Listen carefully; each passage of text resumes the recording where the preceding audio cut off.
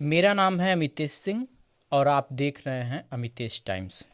Amitesh times में आपका स्वागत है। सिर्फ हंगामा खड़ा करना मेरा मकसद नहीं, मेरी कोशिश है कि ये सूरत बदलनी चाहिए। मेरे सीने में नहीं तो तेरे सीने में ही सही, मेरे सीने में नहीं तो तेरे सीने में ही सही, हो कहीं भी आग लेकिन आग जलनी चाहिए, लेकिन आग जलनी चाहिए। दुष्यंत कुमार की ये 4 पंक्तियाँ कि आगे है कि किसी सोते को गफलत में जगा देना बगावत है। किसी सोते को गफलत में जगा देना बगावत है, किसी कमज़ोर के हक को दिला देना बगावत है। अगर सच्चाई की गीत गाना ही बगावत है तो हम भी एक बागी हैं, हमारा मकसद बगावत है, हमारा मकसद बगावत है। ऐसे ही बागी, ऐसे ही राजनीतिक गलियारों से उठे हुए शख्सियत, ऐसे ही क्रांतिकारी नेता आज हमारे बीच में हमारे नए मेहमान बन के आए हैं, श्री राजू तुलसियान जी। मैं आपका अपने चैनल पर तहे दिल से शुक्रिया करता हूं, अभिनंदन करता हूं, वंदन करता हूं और स्वागत करता हूं। सबसे पहले मैं आपका धन्यवाद करता हूं कि अमितेश टाइम्स के माध्यम से आपने हमारे क्षेत्र में यह जो एक अभिनव प्रयोग किया है पॉडकास्ट के माध्यम से, ये साबित करता है कि जो लोग ये सोचते हैं कि हमारा क्षेत्र पिछड़ा है, हमारा क्षेत्र दुनिया के साथ चलने के लायक नहीं है, तो ये अमितेश टाइम्स ये साबित कर रहा है कि हम भी दुनिया के साथ चल सकते हैं, कोशिश कर सकते हैं। धन्यवाद सर। और इस कोशिश की शुरुआत करने के लिए आपको मेरी ओर से बहुत बहुत बधाई, धन्यवाद और ये शुभकामनाएं कि आपका ये अमितेश टाइम्स आने वाले दिनों में बहुत ही लोकप्रिय हो, जनप्रिय हो और लोगों की भावनाओं को आवाज़ दे सके। धन्यवाद सर आपको इसके लिए। और सर मैं आपसे ही एक संक्षिप्त परिचय आपका जानना चाहूँगा कि जैसे राजनीति में आने से पहले आपकी शिक्षा दीक्षा, आपकी पारिवारिक स्थितियाँ, आपके संघर्ष और आप एक सामान्य व्यक्ति के दायरे से निकलकर और खड्डा के चर्चित चेहरे और हिंदुया वाहिनी के एक फेमस चेहरे के रूप में आप कैसे यहाँ तक पहुँचे, एक संक्षिप्त परिचय आप हमारे दर्शकों को अपने ही मुखार बिंदु से दें सर। बड़ा मुश्किल होता है अपना परिचय देना, और मेरी जहाँ तक सोच है कि हमें अपना कार्य करना चाहिए। जीवन एक यात्रा है, यात्रा पे चलते रहना चाहिए और लोगों को ये निर्णय करना चाहिए कि मेरा परिचय क्या हो। जी।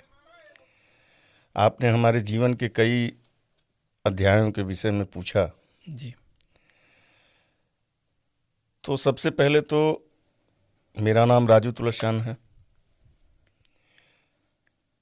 मैं इस क्षेत्र के एक सम्मानित प्रतिष्ठित वैश्य परिवार से आता हूँ। मेरे दादाजी स्वर्गीय बाबूलाल जी तुलसियान छितौनी शुगर फैक्ट्री में थे। मेरे पिताजी श्री सज्जन कुमार तुलसियान स्वर्गीय, वो भी एक धर्म भीरू और कह सकते हैं कि सादगी पसंद और अपने में मस्त रहने वाले व्यक्ति थे। जी। और मेरी ये इस वक्त उम्र 55 साल की है लगभग।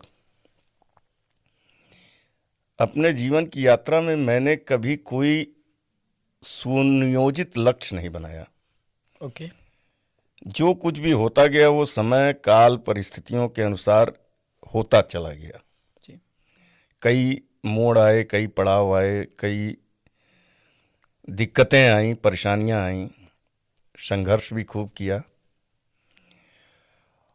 और उन सबसे जो कुछ भी मिला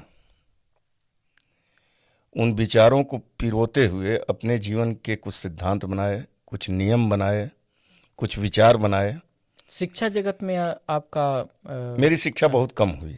कहाँ से शिक्षा हुई आपकी? शिक्षा दीक्षा कहाँ से? मेरी प्राथमिक शिक्षा छितौनी शिशु ज्ञान मंदिर एक हुआ करता था बुलावा में। अच्छा। मेरी जन्मभूमि छितौनी है जी वर्तमान में, जो छितौनी नगर पंचायत है, जी।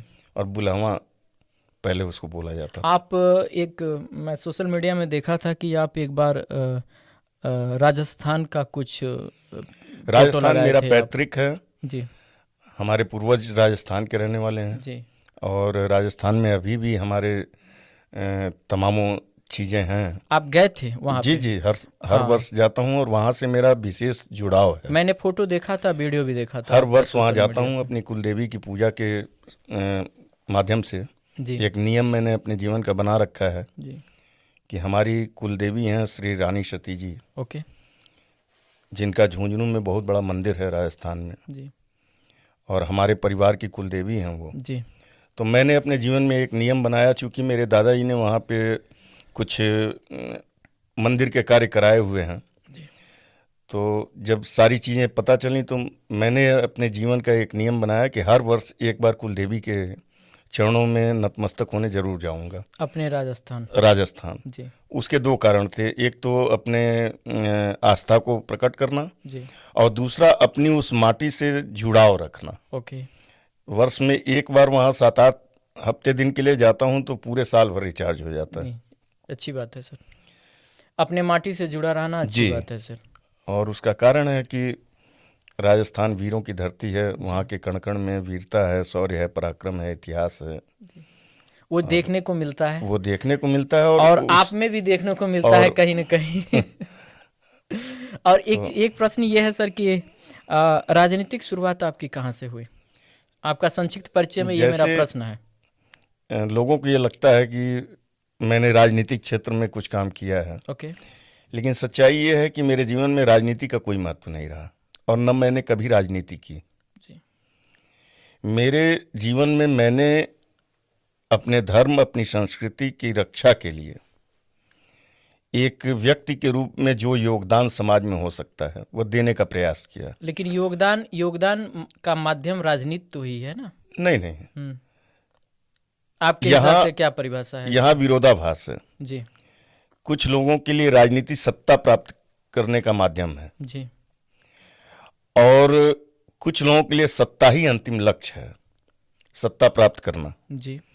कोई राजनीति में आया, आजकल तो तमाम तरह के फैशन चले हुए हैं, जी। समाज सेवी है, युवा समाज सेवी है। जी जी जी। तो समाज सेवा आपका उद्देश्य है, या समाज सेवा के माध्यम से सत्ता पाना उद्देश्य है? जी। ये दोनों चीजों में अंतर है। जी। तो आपके हिसाब से राजनीति क्या है?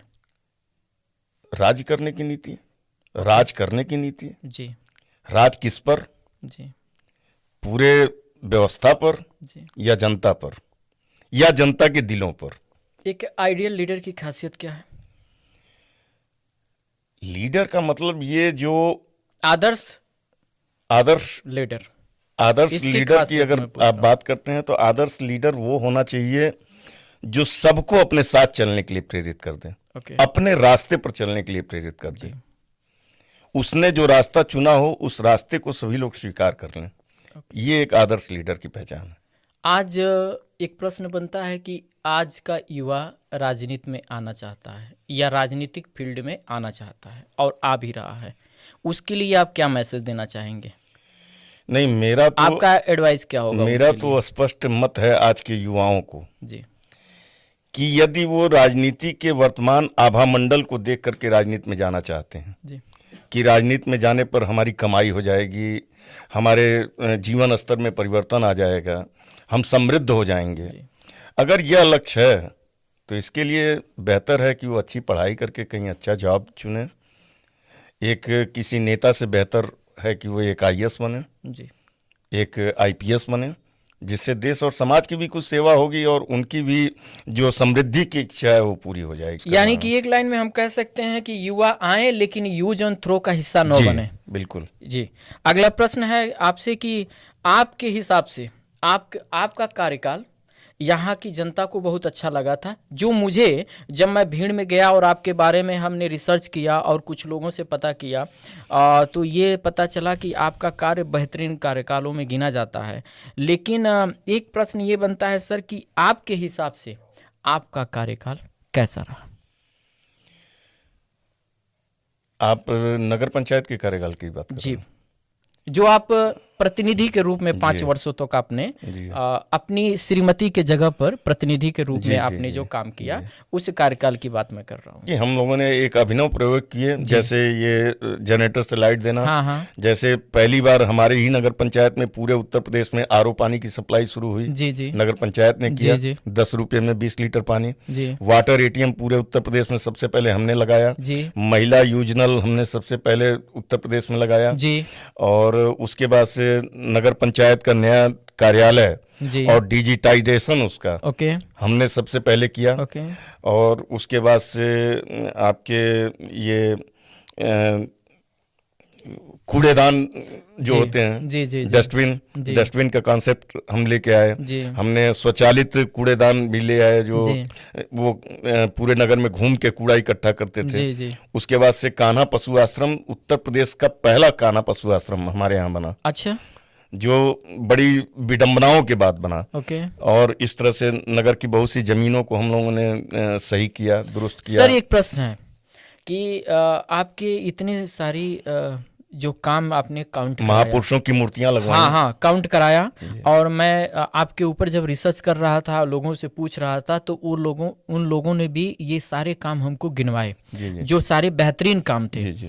प्रश्न ये बनता है सर कि इतना अच्छा काम करने के बाद भी राजू तुलसियान जी के ऊपर जनता का विश्वास क्यों उसके दूसरे चुनाव में, जब आपके भाई की पत्नी जी चुनाव लड़ती हैं और आरक्षण में ओबीसी सीट होता है, तो जनता का पुनः विश्वास आपके ऊपर नहीं होता है? इसका कारण क्या है सर? जब मेरा कार्यकाल चल रहा था, जी उसी बीच में अचानक विधानसभा चुनाव आए। तो उस समय में भारतीय जनता पार्टी ने एक ऐसे प्रत्याशी को अपना टिकट दिया, जो प्रत्याशी हमारे क्षेत्र का नहीं था, जो प्रत्याशी पूर्व में परम पूज्य योगी आदित्यनाथ जी महाराज का विरोधी रहा था, ओके, जिसने उनके विरुद्ध गोरखपुर ग्रामीण से चुनाव भी लड़ा था। कौन था वो? श्री जटाशंकर त्रिपाठी। अच्छा, ठीक। तो जब पार्टी ने उनको टिकट दिया, मैं अपने नगर पंचायत के कार्य में व्यस्त था, ओके, और भारतीय जनता पार्टी का मैं समर्थक हूं, कभी उसका सदस्य नहीं रहा जी। मेरे जीवन का सिर्फ एक ही संगठन मेरा अपना था, वो है हिंदू युवा वाहिनी। जी। तो भारतीय जनता पार्टी से एक ये जुड़ाव था, सांस्कृतिक रूप से और धार्मिक रूप से और पारिवारिक रूप से। ओके। जब ऐसे व्यक्ति को टिकट दिया गया और उसमें जो चर्चाएं चली, जो पार्टी के बहुत से लोग हमारे स्थानीय टिकट मांग रहे थे, कई लोग थे, उनको नहीं मिला, और उन सब के ऊपर होकर के एक आयातित प्रत्याशी को भेज दिया गया जी। तो इस बात का मुझे हार्दिक कष्ट हुआ जी। कि पहली चीज कि ये हमारे लिए एक चुनौती है कि हमारी खड्डा विधानसभा के 3,89,000 लोगों में एक भी व्यक्ति ऐसा नहीं जो विधायक पद का उम्मीदवार बन सके। जी। और 3,89,000 की सामूहिक बात छोड़ दीजिए, तो जो लोग मांग रहे थे टिकट, 2 या 4 लोग, क्या उनमें से कोई ऐसा नहीं था जो उससे बेहतर था?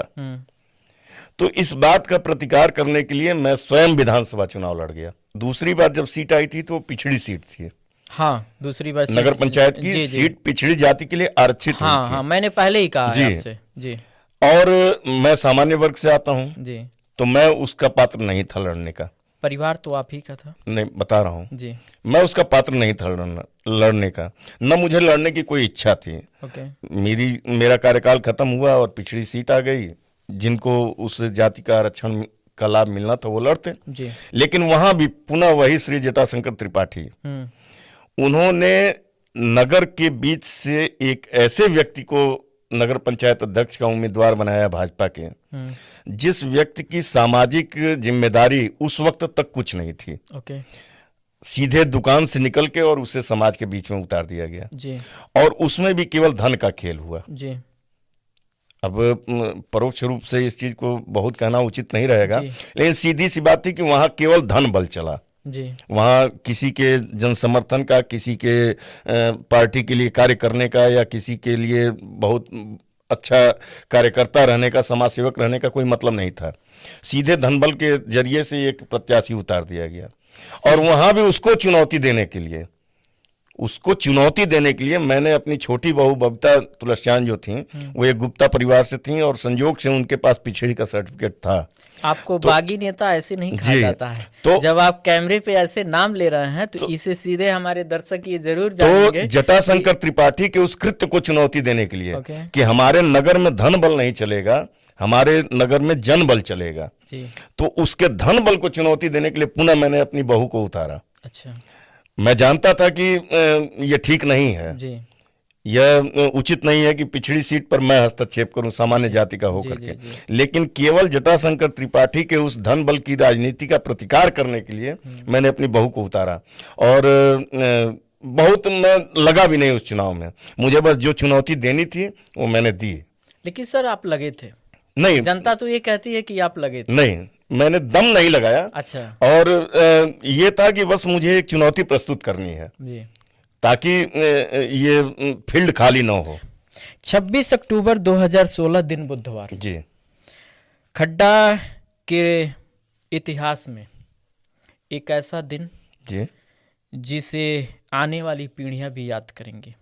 कोई नहीं याद करता। और वह कहानी जो है जटाशंकर पोखरे पर 51 फीट ऊंची भगवान शंकर की मूर्ति के विषय में थी।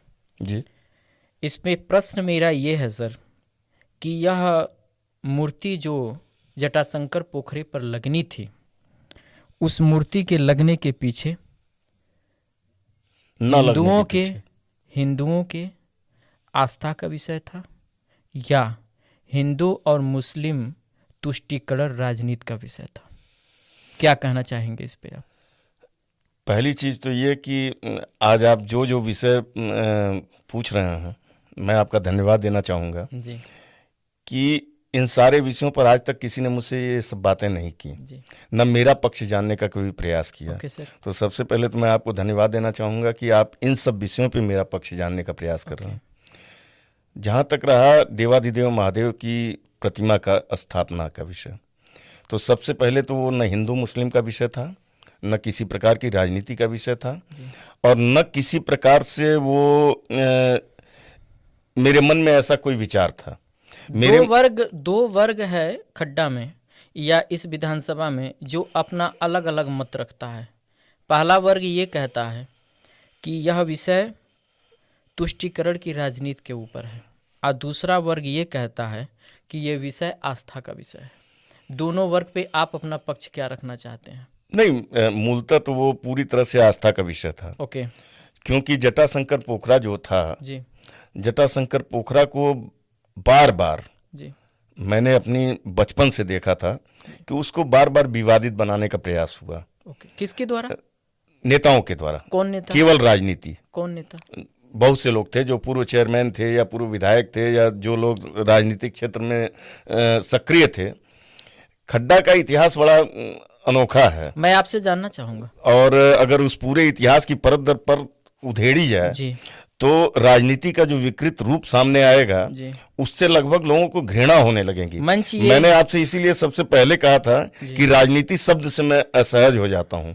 मैंने राजनीति का वो घृणित रूप यहां देखा है जिसके बाद से राजनीति शब्द से ही घृणा हो जाए। जी। पहली चीज उस पोखरे, हाँ, उस मुद्दे पे आते हैं। पोखरे को शुरू से ही विवादित बनाने का प्रयास किया गया। जब जब चुनाव आते थे, चाहे वो नगर पंचायत के चुनाव हो चाहे विधानसभा के चुनाव, तो पोखरे पर कोई न कोई एक घटना ऐसी रची जाती थी जी। कृत्रिम जी।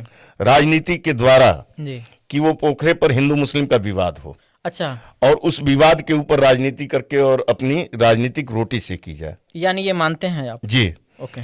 तो मैंने उस विवाद को समाप्त करने के लिए जब मुझे पद मिला, तो सबसे पहले मैंने उस पोखरे को संरक्षित करने के लिए उसके चारों ओर बाउंड्री करके उसके जमीन के अतिक्रमण को रोक करके और उस पोखरे को पूरी तरह से सुंदरीकृत करके उसको एक आस्था का विषय बनाया।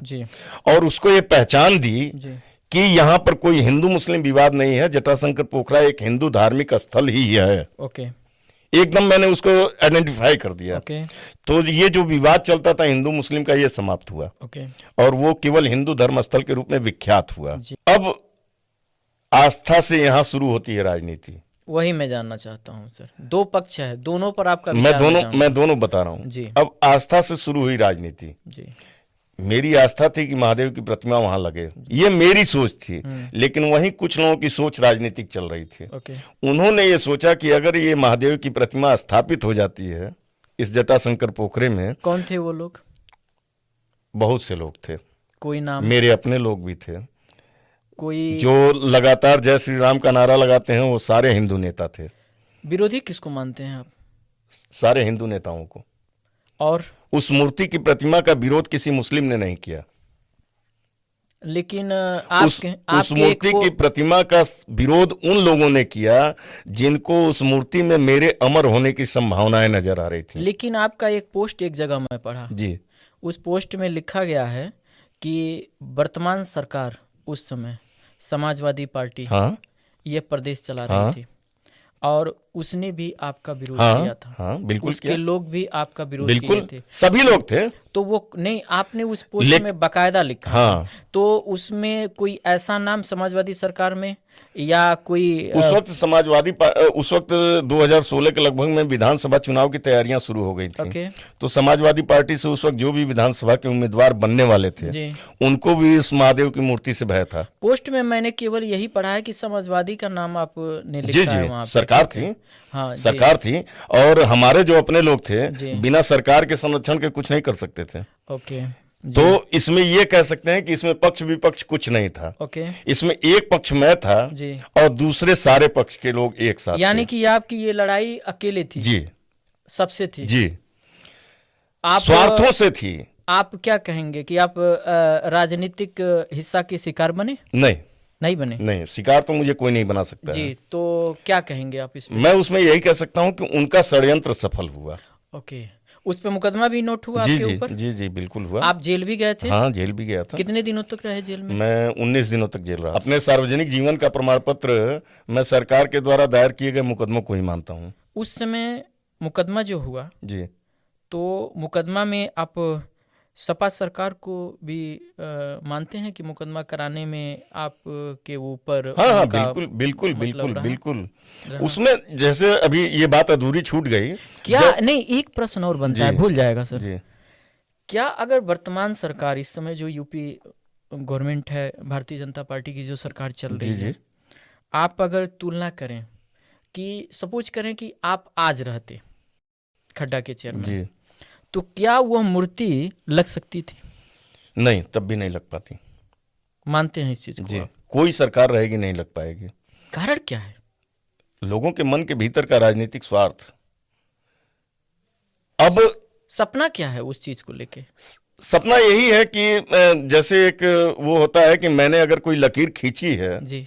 तो नहीं, उस पोखरे को लेके वही मैं बता रहा हूँ कि मैंने अगर कोई लकीर खींच दी तो उस लकीर को दो तरीके से छोटा किया जा सकता है, या तो उसको मिटाकर या उसके आगे बड़ी लकीर खींचकर।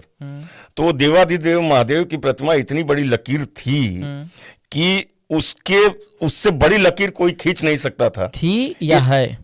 थी। है नहीं? ओके। उससे बड़ी लकीर कोई खींच नहीं सकता था जी। इसीलिए उस लकीर को मिटा दिया गया। मेरी खींची हुई लकीर को मिटा दिया गया ताकि दूसरी कोई लकीर खींचने की नौबत ना आए। और एक प्रश्न है सर, मैं आपको रोकूंगा। बिहार में अभी हाल ही में चुनाव था जी विधानसभा का जी। और एक आपका विवादित बयान बहुत तेज वायरल हुआ था जी।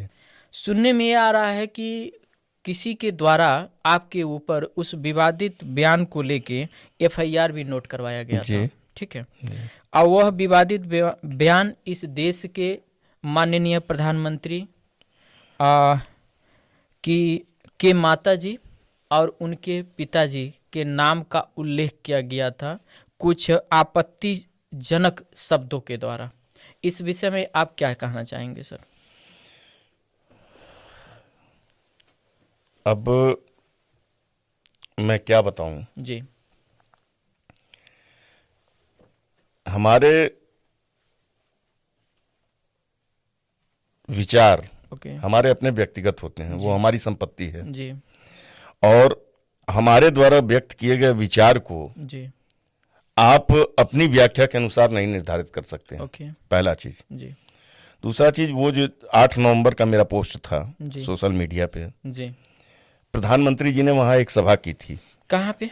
बिहार में, आरा में। ओके और उस आरा की सभा में प्रधानमंत्री जी ने वहाँ बिहार के कुछ स्थानीय ये जो एल्बम गायक होते हैं जी उनके गानों को गा करके सुनाया था अच्छा प्रधानमंत्री जी ने। जी वो मारव कट्टा से सिक्सर क्या इस तरह का था कुछ, जी तो वो पूरा गाना उन्होंने वहां सुना दिया था। ओके अब मेरे जैसा व्यक्ति,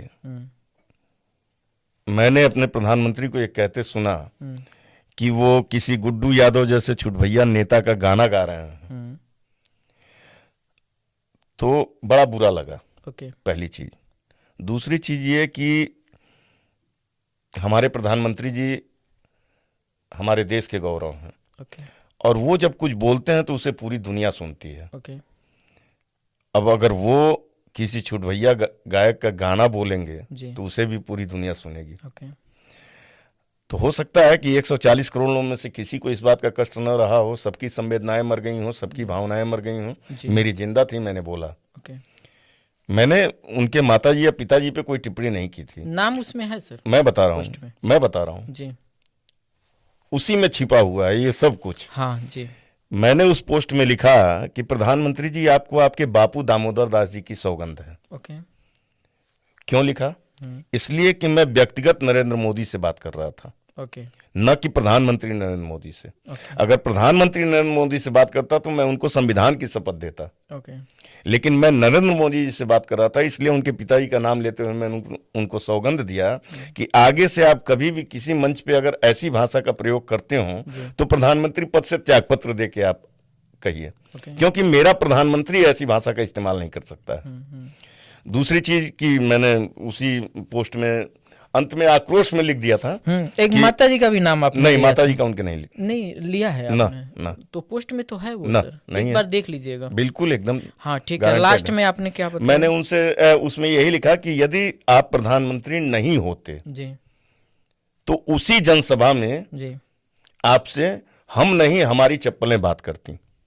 आपने ऐसा कहा? जी, उसमें लिखा हुआ है, अभी आज भी है वो मेरे पोस्ट में। जी वो मैंने जिस भावना से कहा था वो ये इसीलिए कहा था कि बहुत से जगहों पे ऐसा होता है, अभी आपने बहुत से जगहों पे सुना होगा केजरीवाल के ऊपर स्याही छिड़क दी गई, ओके या किसी नेता के ऊपर जूता चप्पल चल गया, जी या अभी सीजीआई के ऊपर चल गया, जी हमारे देश के मुख्य न्यायाधीश के ऊपर चल जी, गया। जी, तो ऐसी घटनाएं आक्रोश में ही होती हैं। जी तो जैसे मुझे आक्रोश आया जी। वैसे ही अगर वहां उस सभा में किसी का जमीर जाग गया होता कि मेरे देश के प्रधानमंत्री को इस तरह के गाने नहीं गाने चाहिए, तो वहां कुछ भी हो सकता था। लेकिन मैंने तो प्रधानमंत्री पद का सम्मान करते हुए कहा कि अगर आप प्रधानमंत्री नहीं होते जी जी तो हो सकता है किसी का आक्रोश जाग गया होता। जी। अगर नहीं जागा आक्रोश तो इसी कारण नहीं जागा कि आप प्रधानमंत्री के रूप में वो बोल रहे हैं। एक प्रश्न और बनता है सर कि जहां आप एक तरफ प्रधानमंत्री की आलोचना करते हैं, वहीं पर इस प्रदेश के मुखिया, इस प्रदेश के सीएम माननीय योगी आदित्यनाथ जी का आप के पोस्ट में तारीफ ही देखने को मिलती है। ये एक ही पार्टी के दो चेहरे और दो पोस्ट के खिलाफ, दो चेहरे और दो व्यक्ति के खिलाफ इस तरह का पोस्ट कैसे, आखिर क्यों? ये प्रश्न आपका है या ये जो भी प्रश्न जो आपसे मैं पूछ रहा हूँ ये जनता के द्वारा आपको मिले हैं? जनता के द्वारा भी मिले हैं और कुछ हमने पढ़ा है, उसमें जी, से जो जी। निकला है उसी प्रश्नों को मैं कर रहा हूँ, क्योंकि अभी तक आप ही ने एक्सेप्ट किया है कि कुछ ऐसी प्रश्न है जो आपसे नहीं किया गया जी, था। जी। अब आप इससे बड़ी भी कोई निष्पक्षता मान सकते हैं कि मैं कितना निष्पक्ष व्यक्ति हूँ जी कि एक ही पार्टी के एक व्यक्ति का विरोध कर रहा हूँ और एक का समर्थन कर रहा हूँ। ओके ओके अगर राजनीतिक दृष्टि से देखा जाए तो ये निष्पक्षता का सबसे बड़ा प्रमाण है। जी आप या लोग उसे समझें या ना समझें जी कि मैं निष्पक्ष हूँ। जी अब रह गया सवाल योगी आपके आदित्यनाथ। पोस्ट के बाद ये प्रश्न निकल के आया जी है। जी तो मुझे ये समझ में आया कि ये अगर यहाँ पर अगर विरोधाभास है जी तो भाई इसके साथ ये भी प्रश्न होने जी। चाहिए। नहीं होगा तो भाई कहीं ना कहीं मैं जाति करूंगा।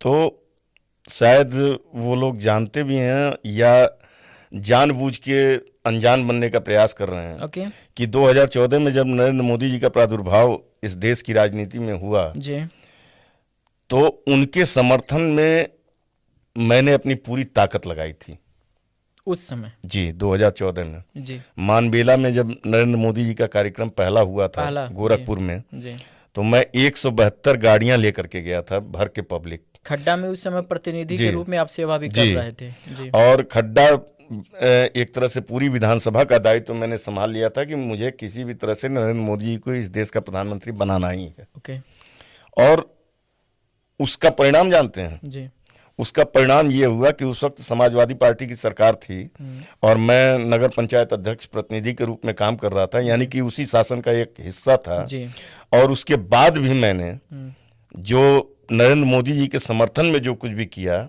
उसके बदले में चुनाव समाप्त होते ही मुझे जिला बदर किया गया। जी जिला बदर किया गया। जी समाजवादी पार्टी के शासन के द्वारा। कारण क्या था जिला बदर का? यही कि मैंने नरेंद्र मोदी जी का समर्थन किया। और किस मामले में आपको फंसाया गया? कई मामले थे, यही जो हमारे ऊपर मुकदमे हैं। हाँ। उन्हीं मुकदमों को आधार बना करके और एक पुराने केस को रीओपन करके मुझे जिला बदर कराया गया। अच्छा। और उस वक्त भारतीय जनता पार्टी के किसी नेता किसी व्यक्ति ने मेरे जिला बदर होने के विरोध में एक शब्द भी नहीं कहा था। षड्यंत्र का हिस्सा बने? जी, उसमें भी ये लोग षड्यंत्र का हिस्सा थे। अच्छा। तो वो विषय दूसरा है। तो मैंने नरेंद्र मोदी का इस स्तर तक समर्थन किया कि जिसके लिए मुझे जिला बदर होना पड़ा। पूरे जनपद में बहुत से लोगों ने उनका समर्थन किया होगा, लेकिन किसी को कोई सजा नहीं मिली, लेकिन मुझे जिला बदर होना पड़ा। ये प्रमाण पत्र है कि मैं कितनी निष्ठा से उनके साथ लगा हुआ था। कितने दिनों तक थे आप जिला बदर? जिला बदर 3 महीने। 3 महीने जी। 15 अगस्त 2015 को मुझे भेजा गया था। ओके। जो लोग ये कहते हैं कि नरेंद्र मोदी का विरोध करते हैं और योगी जी की प्रशंसा करते हैं, ओके। तो सबसे पहले तो योगी आदित्यनाथ जी महाराज को मैं राजनीतिक नहीं मानता हूँ। ओके। वह एक श्री गोरखनाथ पीठ के पीठाधीश्वर हैं और उस नाते से, गोरखनाथ पीठ के पीठाधीश्वर होने के नाते से वो हमारे कुल गुरु हैं। हमारे परिवार में गोरखनाथ पीठ जो है वो हमारे कुल गुरु की हैसियत रखता है। तो पहली चीज तो वो हमारे कुल गुरु हैं। दूसरी चीज, अपने जीवन में सामाजिक क्षेत्र में मैंने जितना भी कुछ किया है तो उसमें से अधिकांश हिस्सा हिंदुया वाहिनी के कार्यकर्ता के रूप में किया है जी। और उस संगठन के वो संरक्षक रहे हैं। यानी कि मैंने उनके संरक्षण में ही सार्वजनिक जीवन जिया है। आप चीफ मिनिस्टर माननीय योगी जी के एक ऐसे कार्यकर्ता हैं या ऐसे कार्यकर्ता आप पहले भी थे हिंदुया वाहिनी के, तो क्या इस वजह से आप उनके बारे में पोस्ट जो करते हैं वो सकारात्मक करते हैं या उनके कार्यों की वजह से नहीं, करते उनके हैं? कार्यों की वजह से। वर्ष 2012 में एक क्रांति होती है जी खड्डा के एक जमीन की क्रांति, जी एक बदलाव। जी जी और वह जमीन है इस समय वर्तमान में खड्डा नगर पंचायत ऑफिस के बगल में। और वर्तमान विधायक उस समय शंभू चौधरी थे। उस समय थे।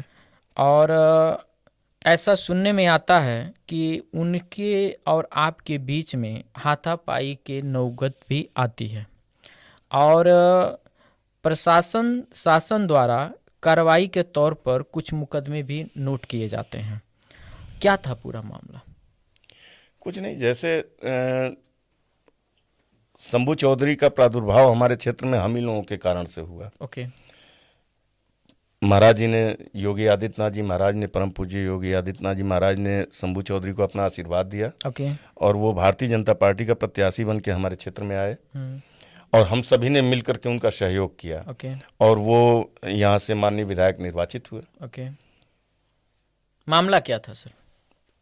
हिंदुया वाहिनी में हमें जो संस्कार मिले थे, जो शिक्षा मिली थी और जो हमें कार्य बताया गया था, उन कार्यों के विपरीत आचरण उन्होंने प्रारंभ कर दिए विधायक के रूप में। महाराज जी का जो स्वप्न था कि हम अपने विधायक जिताएंगे और वो अपने अपने क्षेत्रों में ऐसा अनुकरणीय कार्य करेंगे जो समाज में एक उदाहरण बनेगा, तो महाराज जी की भी इच्छाओं के विपरीत वो आचरण करने लगा। मामला क्या था? उसके बाद से उसी आचरण की मैं बात कर रहा हूँ। आचरण में उन्होंने यहाँ पर एक जमीन थी, जिस जमीन का आप जिक्र कर रहे हैं, वो जमीन हमारे क्षेत्र के एक पूर्व सांसद बालेश्वर यादव जी के ससुर के नाम से या उनके किसी रिलेटिव के नाम से थी। और उस जमीन को शंभू चौधरी ने सरस्वती महाविद्यालय, वो स्वामी विवेकानंद महाविद्यालय बनवाने के लिए लिया, परचेज किया, लेकिन एक सोसाइटी बना करके, स्वामी विवेकानंद महाविद्यालय के नाम से एक सोसाइटी बना के उस जमीन को उसने परचेज किया। और परचेज करने के बाद से महाविद्यालय के नाम से ली हुई इस जमीन को पार्ट वाइज करके बेचना शुरू किया। अच्छा जी। तो इसमें भी हम लोगों को कोई आपत्ति नहीं थी। भाई आपने पैसा खर्चा करके खरीदा है, आप चाहे स्कूल बनवाएं चाहे प्लाट करके बेच दें, हम लोगों को कोई दिक्कत नहीं थी। पहली दिक्कत तो ये थी कि जो व्यक्ति चुनाव में घूम घूम करके जनता से ये कहता था कि हमारे पास 1 रुपया नहीं है, उसके पास अचानक इतना रुपया कहाँ से आ गया कि वो जमीन खरीद रहा है। तो वो भी विषय नहीं था, वो जवाब देता। मूल विषय तब आया जब उस जमीन को एक्वायर करते समय उसने उस जमीन के बीच से जाने वाले एक सैकड़ों साल पुराने रास्ते को बंद कर दिया। अच्छा। जिस रास्ते से हमारे पूरे नगर के किसान अपने खेतों में जाते थे। उस जमीन के बीच से वो रास्ता जाता था। वो पुरानी पगडंडी थी। तो ये मान लिया जाता है सरकारी नियम में कि जो पगडंडी चल रही है बहुत दिनों से, उसको मार्ग घोषित कर दिया जाता है। किसी ने प्रयास नहीं किया तो मार्ग घोषित नहीं था, वो वैसे ही चल रहा था। तो इसने जब उस रास्ते को बंद किया तो हम लोगों ने उसका विरोध किया कि ठीक है, आप जो जमीन का जो आप करना चाहते हैं वो कीजिए, लेकिन ये रास्ता मत बंद कीजिए। और ये रास्ता सैकड़ों साल से चल रहा है, इसको चलने दीजिए। उस पर उन्होंने दबंगाई और गुंडाई का प्रयोग शुरू कर दिया गांव वालों पर, जनता पर। उस समय वर्तमान में आप क्या थे? कुछ नहीं थे। आप व्यापार मंडल के अध्यक्ष थे? नहीं, उस समय नहीं थे। नहीं। अच्छा जी। तो उन्होंने गांव वालों पर दबंगई और गुंडाई शुरू कर दिया। तो ये चीज मुझे आहत कर गई। मैं चूंकि उस वक्त हिंदू या वाहिनी का था कार्यकर्ता और बड़ा परिश्रम उनके चुनाव में किया गया था, मुझे ये चीज आहत कर गई कि जिस गांव के लोगों के पैर पकड़ के मैंने इस व्यक्ति के लिए वोट मांगा कि आप शंभू चौधरी को जिता दीजिए, महाराज जी का प्रत्याशी है, वही व्यक्ति आज गांव वालों पे लाठी बरसा रहा है, गुंडाई कर रहा है। जो उन गांव वालों के पैर पकड़ के वोट लिया, आज वोट मिलने के बाद उन्हीं गांव वालों को परेशान कर रहा है। मामला यहाँ तक आया था। तो मैं उसके रिवेंज में, उसके प्रतिकार में मैं स्वयं उतर गया और मैंने ये जितने भी इनके गुंडे थे, जितने भी बदमाश थे, उनको मारा, पीटा, खदेड़ा और गांव वालों को एकजुट किया, उसके खिलाफ संघर्ष शुरू किया। और संघर्ष हमारा बस उस रास्ते को लेकर के था कि वो रास्ता बाधित नहीं होगा। जिस रास्ते से हमारे पूरे नगर के लोग अपने खेतों में जाते हैं, वो रास्ता बाधित नहीं होगा। उसी में उससे अपने पद के गुरूर में, घमंड में उसने हमारे ऊपर भी अत्याचार शुरू कर दिया। तो उसके बाद से हुआ वो मामला एक क्रांति बन गई। और ठीक उसके जस्ट बाद खड्डा का नगर पंचायत अध्यक्ष का चुनाव होता है और उस चुनाव में आपकी श्रीमती जी चुनाव जीतती हैं। तो आप एक तरह से खड्डा नगर पंचायत के एक ऐसे पायदान पे उस समय खड़े थे जो उस क्रांति ने उसको एक लौ देने का काम किया। और एक प्रश्न और है सर कि क्या नगर पंचायत अध्यक्ष का चुनाव जब आपकी श्रीमती जी जीती उस आंदोलन के बाद, तो क्या वो पगडंडी वाला रास्ता के लिए जो लड़ाई छिड़ी हुई थी, उस पगडंडी वाले रास्ते को आपने बहाल कराया? बिल्कुल, बिल्कुल, बिल्कुल उस रास्ते को बहाल कराया, उस पर इंटरलॉकिंग कराई और इसीलिए वहां पे नगर पंचायत कार्यालय का निर्माण कराया। ताकि वो रास्ता जीवन में कभी फिर कोई बात न कर पाए। और वो रास्ता नगर पंचायत कार्यालय का जाने का रास्ता बन गया। लेकिन एक प्रश्न और बनता है सर, उन्होंने उस जमीन को लिया था एक महाविद्यालय बनवाने के लिए, लेकिन उसका बंदर बाट हुआ। जी बिल्कुल हुआ। और उस पर यहाँ के शासन और प्रशासन और वर्तमान नगर पंचायत अध्यक्ष श्रीमती शारदा तुलसियान जी जो आपकी पत्नी थी, उन्होंने भी रोक नहीं पाया। कारण क्या था सर? उसका 2-3 कारण थे जी। पहला कि एक तो अगर आप सोसाइटियल ही ले रहे हैं किसी जमीन को, तो उसको बेचने के आप अधिकारी हैं। ये है कि बेचने का तरीका अलग है। इंडिविजुअल कोई एक व्यक्ति उस सोसाइटी का नहीं बेच सकता है, पूरी सोसाइटी बेच सकती है। लेकिन सर एक बात तो हम पहली भी चीज, जहाँ तक जानते हैं कि कोई जमीन अगर विद्यालय की सोसाइटी के नाम से हाँ कर दी जाती है हाँ, तो आप उसको ऐसे नहीं बेच वही सकते चीज हैं। वही चीज, उसका लेकिन एक प्रोसेस होता ये है। बिका ये कैसे? बिका।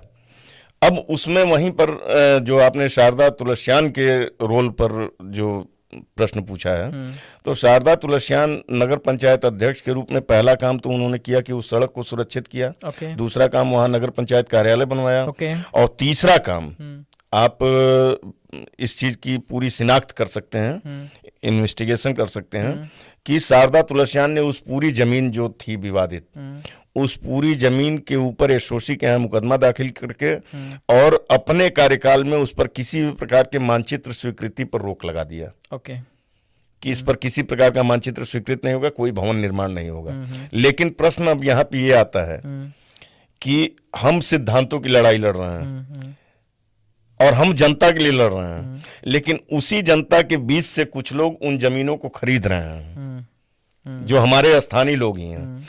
और मान लीजिए कोई उसमें ऐसा है जो अपने जीवन भर की कमाई लगा करके उस एक टुकड़े को खरीद रहा है।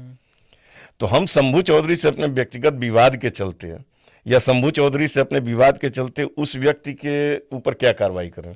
शंभू चौधरी से व्यक्तिगत विवाद आपका था या नहीं, मतलब हमारा उनसे विवाद चल रहा था। जी उसमें वो जनता घून की तरफ पीछे जो अपनी कमाई उसको दे करके और जमीन खरीद रही है, तो अपनी आवश्यकता अनुसार उसने जमीन खरीद लिया। तो अब जो खरीदा वो दोषी नहीं है, जिसने बेचा है दोषी वो है। तो इसीलिए जिसने खरीदा, हमने उसके ऊपर कोई कार्रवाई नहीं किया। तो ये बिका कैसे? जब ये ट्रस्ट के नाम से था, वो विद्यालय ट्रस्ट के नाम से था, तो ये जमीन तो बिकी नहीं सकती है। तो ये जमीन बिका कैसे? ये तो बहुत बड़ा राजनीति हुआ। पॉडकास्ट के बाहर जाके मैं इसके पूरे खेल को आपको समझा सकता हूँ कि केवल वही नहीं, हाँ, ये यानी इसकी कहानी बड़ी है जी। हाँ, ये बिकना ही नहीं चाहिए। मैं आपको बता रहा हूँ, केवल वही नहीं, हमारे खड्डा नगर पंचायत की सीमा के भीतर की 7 एकड़ जमीनें अभी भी। ये बड़ी बात आप कह रहे हैं हमारे पॉडकास्ट। मैं बिल्कुल आपके पॉडकास्ट पर ये चैलेंज करके कह रहा हूं, जनता सुन रही होगी। मैं आपके इस पॉडकास्ट पे इस पूरे प्रशासन, शासन और पूरी जनता को चैलेंज करके कह रहा हूं कि अभी आज के डेट में हमारे खड्डा नगर पंचायत की सीमा के भीतर कम से कम 7 एकड़ ऐसी जमीन है जिसे अगर हम कार्रवाई करें नगर पंचायत अध्यक्ष के रूप में, तो हम उस 7 एकड़ जमीन का उपयोग सार्वजनिक रूप से कर सकते हैं। यहाँ के जनप्रतिनिधियों ने, यहाँ के नेताओं ने खड्डा की जमीन, सार्वजनिक जमीनों का जिस तरह से बलात्कार किया है और जिस तरह से सार्वजनिक जमीनों की छीछालेदर किया है, लूट मचाई है, उसका हिसाब एक पॉडकास्ट में नहीं हो सकता है। लंबा हिसाब है उसका हिसाब बहुत बड़ा है। और एक तरह से समझिए कि मैं आपको क्या बताऊं, इसमें सभी लिप्त हैं, एक पूरी लंबी श्रृंखला है। वो 7 एकड़ जमीन जो है आपके कार्यकाल में भी रही होंगी? हमारे कार्यकाल में रही और हमने उस सारे जमीनों को निकालने का प्रयास किया। रुकावट कहाँ पे आया, बाधा कहाँ पे आई? कई तरीके की बाधाएं। पहला तो राजनीतिक दबाव, दूसरा सामाजिक दबाव, तीसरा उन जमीनों की वर्तमान भौगोलिक स्थिति, किसी का कब्जा कहीं, किसी का कुछ, किसी का कुछ, चौथा प्रशासनिक सहयोग न मिलना। आपको जान करके आश्चर्य होगा पूरी जनता को कि खड्डा नगर के चारागाह की जमीन का पता ही नहीं था, वो जमीन लापता थी और मैंने उसे खोज के निकाल के वहां कान्हा पशु आश्रम बनवाया। बहुत विरोधी पैदा हुए होंगे। होलिका दहन की जमीन खड्डा में आज भी नहीं है। एक नगर होते हुए, व्यवस्थित नगर होते हुए, आज भी हमारे खड्डा में होलिका दहन की जमीन नहीं है। हमने अपने कार्यकाल में कोशिश करके एक शहर के किनारे एक जमीन को होलिका दहन के लिए निकाला। तो यहाँ तो लोगों ने सौर स्थान, बरम बाबा का डी स्थान, शमशान घाट तक नहीं छोड़ा। यहाँ तो लोगों ने काली माई का स्थान अतिक्रमण कर लिया। यहाँ तो लोगों ने धार्मिक स्थलों का अतिक्रमण कर लिया। सार्वजनिक जमीनों की कौन सी बात करें। कुशीनगर के वर्तमान सांसद जी माननीय विजय कुमार दुबे जी के साथ आपका लंबा मतलब एक साथ समय गुजरा है। जी। और आप दोनों लोग कहीं न कहीं माननीय योगी जी के नक्शे पे चले हैं। जी। और हिंदू युवा वाहिनी में एक साथ मिलकर एक लंबा कार्यकाल जी। आप लोगों ने साथ चलने की कोशिश किया है। जी।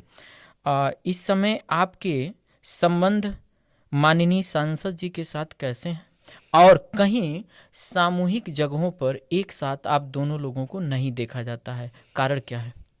नहीं, इसका कोई कारण नहीं है, और वो मेरे बड़े भाई हैं, और हम लोगों ने एक लंबा समय संघर्ष का एक साथ गुजारा है, और आज भी वो सक्रिय हैं जी। पूरी तरह से। और लगभग अगर हम बात करें तो 2-4, 20, 25, 50 उत्तर प्रदेश के सांसदों में सर्वश्रेष्ठ उनके कार्य हैं, और मैं उनकी पूरी सराहना प्रशंसा भी करता हूं। जहाँ तक रह गया सार्वजनिक मंचों पे एक साथ नहीं आने का, तो ऐसा कोई अवसर नहीं मिलता है, क्योंकि मैं किसी दल से हूँ नहीं। मैं तो योगी जी का एक सेवक हूँ, किसी दल के पंजीकृत सदस्य के रूप में मेरे ऊपर कोई मुहर नहीं है। तो हो सकता है कि उनके जो कार्यक्रम होते हों उनमें दल के लोगों को बुलाया जाता हो, निर्दल लोगों को न बुलाया जाता हो, तो इसलिए एक संभावना है। और दूसरी संभावना यह है कि मैंने थोड़ा 2017 के बाद थोड़ा सा अपने आप को भी सार्वजनिक जीवन से दूर किया है। और उसके कई कारण भी हैं। मुकदमों का बोझ है, और अपनी विचारधारा को प्रसारित करते हुए जो उपहार मिले हैं सरकारी, और जो राजनीतिक उत्पीड़न मिला है, उन सबके घावों को सहला रहा हूँ, थोड़ा आराम कर रहा हूँ। अच्छा। अगले किसी संघर्ष नए आगाज के लिए तैयारी चल रही है आपकी। संघर्ष की तैयारी के लिए। जी जी। और सर ये है कि इस समय वर्तमान जो सांसद हमारे विजय दुबे जी हैं, माननीय विजय दुबे जी, तो उनका कार्यकाल जो पिछला 5 साल बीता, वो अभी ये नया कार्यकाल जो चालू हुआ है, ये किस रूप में आप देखते हैं इसको? इसको 3-4 चीज़ों में मैं देखता हूँ।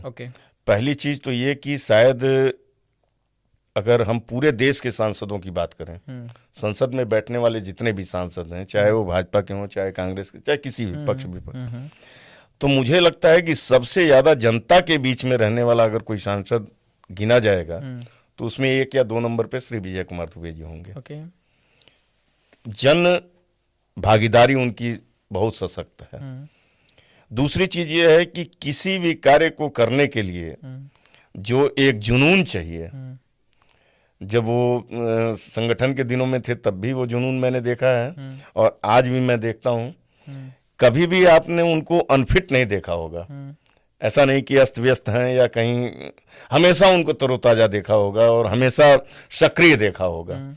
ये उनकी दूसरी विशेषता है।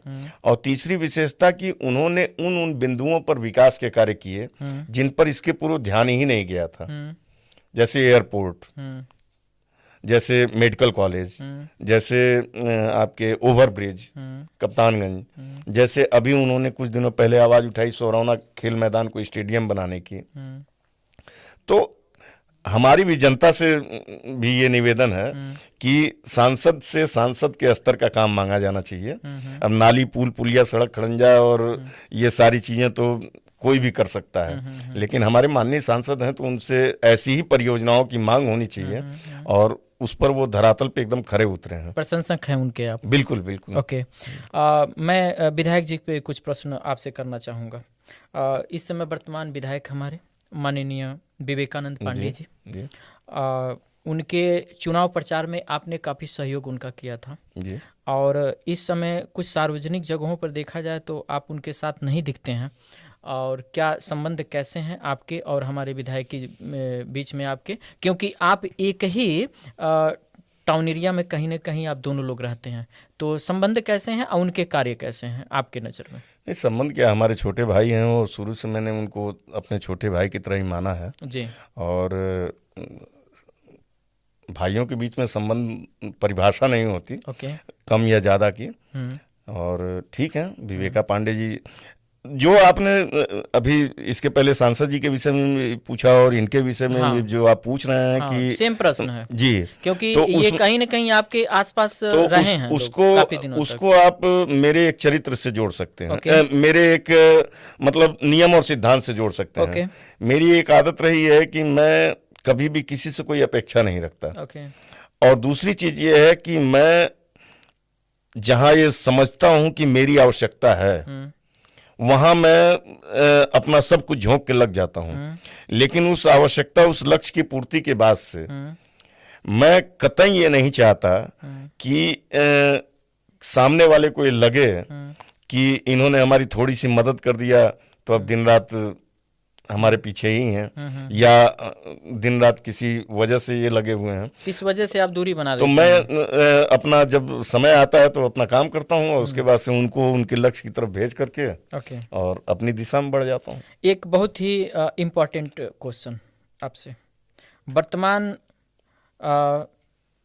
खड्डा नगर पंचायत अध्यक्ष श्री दुर्गेश वर्मा जी, श्रीमती संगीता वर्मा जी, उनके जो प्रतिनिधि के रूप में श्री दुर्गेश वर्मा जी, दुर्गेश्वर वर्मा जी, तो उनका कार्यकाल इस समय जो चल रहा है, काम कैसे हैं उनके? ठीक है, कर रहे हैं जी। उसके विषय में तो मैंने आपको शुरू में ही कहा कि अपनी अपनी सोच है, अपना अपना विचार है, सभी लोग अपने विचार से आगे बढ़ाने का प्रयास करते हैं जी। वो भी कर रहे हैं, अच्छा काम है जी। अंतिम में हमारे चैनल के द्वारा आप युवाओं को, मैं खास करके अपने चैनल पे युवाओं को बहुत महत्व दे रहा हूं, और मैं चाह रहा हूं कि युवा एक ऐसे प्रवाह में बहे, एक ऐसे रास्ते पे चले, एक ऐसे मार्ग पे चले जिसको अपने अंदर आत्म सम्मान जिंदा रहे और उसका आत्मबल, आत्मविश्वास हमेशा जिंदा रहे। इस विषय में आप युवाओं को किस तरह का संदेश देना चाहते हैं? तो मैं युवाओं से सिर्फ यही कहना चाहूँगा कि आप किसी दूसरे के हाथ का खिलौना ना बने। आपका मन मस्तिष्क किसी दूसरे के नियंत्रण में ना हो। आपके विचार स्वतंत्र हों, आपका व्यवहार स्वतंत्र हो और आपके द्वारा किया गया लक्ष्य का निर्धारण वो पूरी तरह से आपका हो, किसी और के सुझाए मार्ग पे ना हो। ये आज की सबसे बड़ी आवश्यकता है।